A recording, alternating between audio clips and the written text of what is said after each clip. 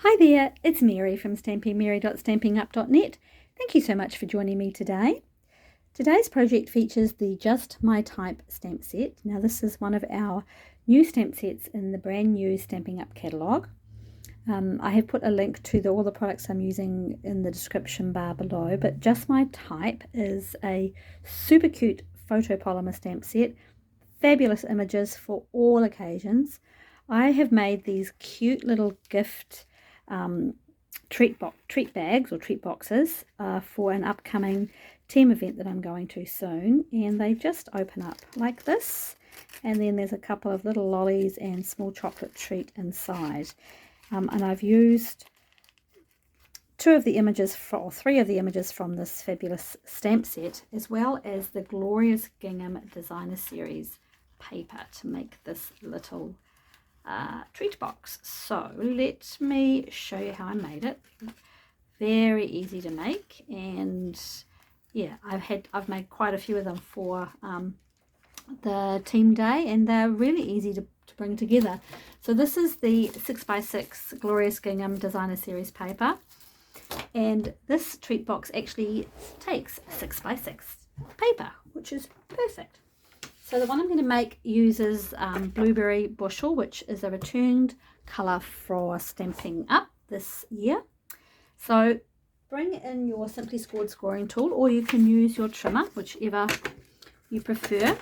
And on the first side, let me adjust that a little bit. There we go. On the first side, you're going to score at... My instructions just fell off. You're going to score at 1 inch. Your next score mark will be at 2 3/4, 3 3/4, 5 1/2. Then turn it round to the next side, and the second side, doesn't matter which one, and score at 1, 4 and 4 1/2. I've put all of these in the description bar below. Grab your bone folder and fold on all of those score marks. Now, this gingham paper is not the easiest to see the score marks on, but it makes the prettiest box, so I'll forgive it for that. Sometimes you just I might have to turn it slightly. Here we go. Oops.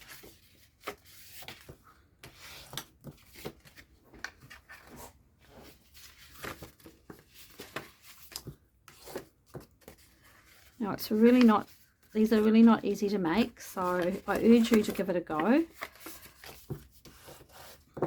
Once you've got all those score lines folded and burnished, right, so you're going to end up with, looking at it from on my left side, there's a narrow piece there, and there's a wider piece over here. You've got the bottom, which is that 1 inch mark, and then up the top, which is the 2 fold marks up here. That's the top of the box. So let's not worry about that one right now. Bring in your bone folder. I'm going to get you to turn the paper over so the outside piece is going to be facing you. So this is the outside of the box. It's going to be the piece that's going to be showing. And come down to the bottom and cut away that first rectangle mark, the first small mark, right? So cut that one away. Okay, so that's that one done. And you're going to cut up each of those score lines just up the vertical to the horizontal. And up to there. All right, so you have cut away that, you've got these two now folded up. It's a good idea to wedge those ever so slightly, just that little bit, just give it a, just make the box sit together a little bit more easily.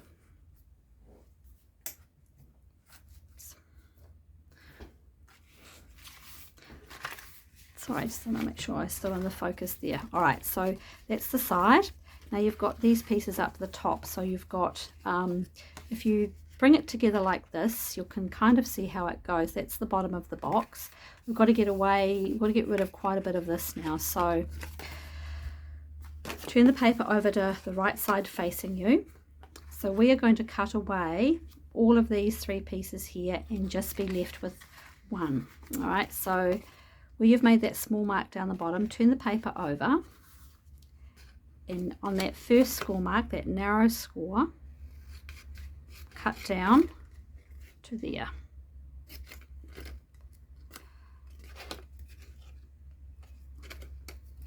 Okay, so you've got a smaller piece here now. All right, leave that piece intact, that whole piece. All right, cut down and make a cut. I'll turn it over so I can see my burnished mark there, so I can see the fold. And then you're going to cut all the way down and then all the way across. Just get slightly bigger scissors. So we're cutting all of that away. Use your trimmer if it's easier for you. So we've cut all of that away. All right, so we had one large piece there, so that's the bottom of the box there. Flip those 2 up. We cut the bottom wedge and the top wedge out of here, and we cut all that piece along. So we cut all those pieces out, and that's what you're left with. I'll leave it there for just a minute. All right, bring in some tape. I'm going to use my Stampin' Seal Plus. Come down here on that narrow piece, fold in, and then fold over. You're not worrying about matching, you just want to, not trying to match the squares, or the gingham I should say, you're just going to match to the edge there.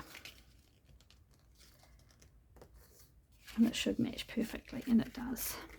Excellent. All right, so that's the actual shape of the box. Fold in your bottom, so where that back seam, that's the back of the box. So fold these 2 pieces in, the bottom pieces, fold those 2 in, that one and that one. Some tape.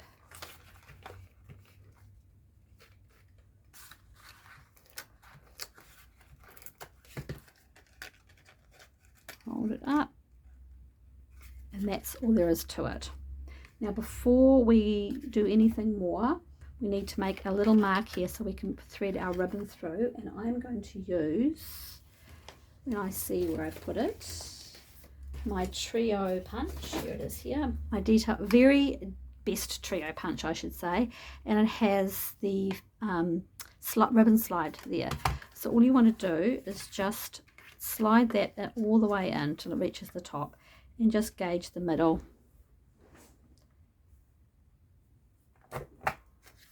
Done. Okay, so that's our ribbon slide done. Now from here, obviously you can have any ribbons you like. So what you want to do is just very gently squeeze those side pieces in. All right, and you're going to end up with the flat piece across the top and then the side pieces in. Okay, let's pop something inside there. We'll make it a little bit easier to hold together. My little bit of chocolate and a lolly inside. All right, now I'm going to thread my ribbon through, and I'm actually using the this is Night of Navy. It's a Night of Navy ribbon, even though this is not Night of Navy paper. This one I use the Azure Afternoon ribbon because I love this ribbon, but I'm using something a little bit different this time. So I'll thread that through there like that. Okay, and then tie your ribbon.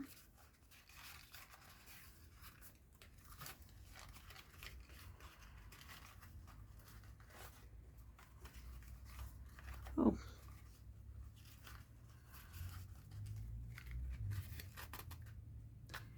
You know, I've just made a dozen of these and you know, when I wasn't filming, the ribbon went on 100% perfect each time. All right.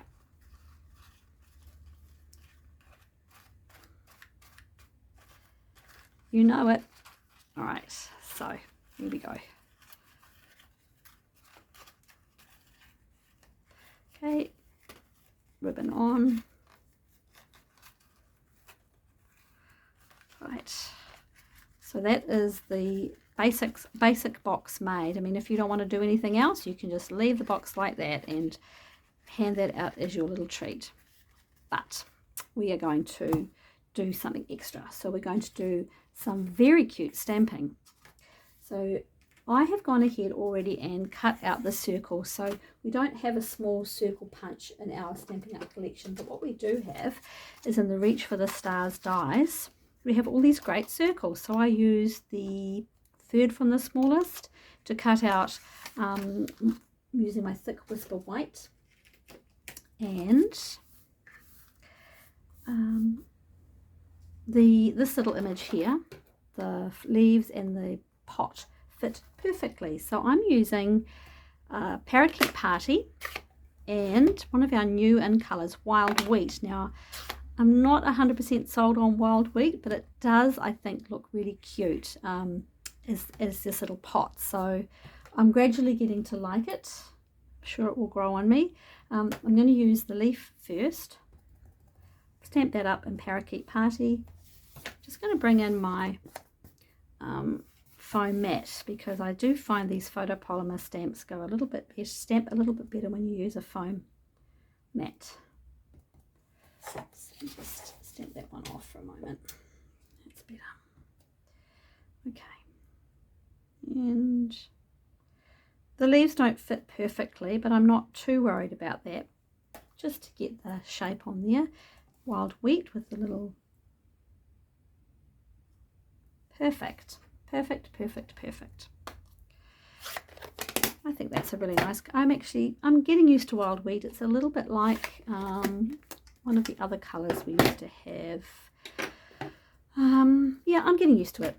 I think it's cute. I think it's a nice colour. So let's put some dimensionals on either side of this one so it doesn't stick right to the ribbon.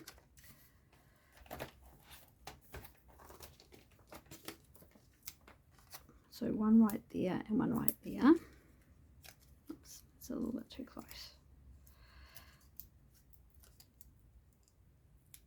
Now what you can do, if you want that ribbon to be a little bit more secure, is to pop a glue dot underneath there just to hold it in place. So what I'm going to do is I'm actually going to position this so it's sitting just on top of that